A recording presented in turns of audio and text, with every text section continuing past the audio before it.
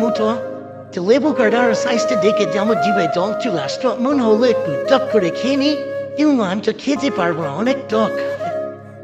ওইটা খেতে মুড়ি কাপড় দিয়ে দিল, অনেক সুন্দর হইলো কাঁচাটা,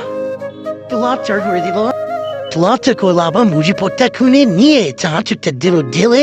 আমি দিলাম কেটে, ওই দিল ঢেলে তো দেওয়ার পরে তো সুস্বাদু স্বাদের মতো সেন্ট উঠতেছে, আর আমার দিকে চোখ জ্বলে যাচ্ছে,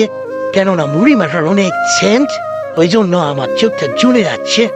তো বেশি দেরি করবো গাইস, তাড়াতাড়ি মুড়িটা মেখে নিয়ে আমরা খাওয়ার চিন্তা ভাবনা করে আমি সর্ষের তেল দিলাম, দিলে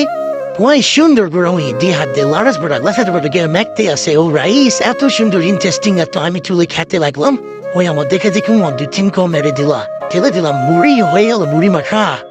সুস্বাদু একটা খাবার মুড়ি মাখা, দেখলে জিভে জল চলে আসে, তো এটা কোনো ব্যাপার না। আর যদি কিনে খেতে মন হয় তাহলে আমাদের গীতাঞ্জলির সামনে মুড়ি মাখার দোকান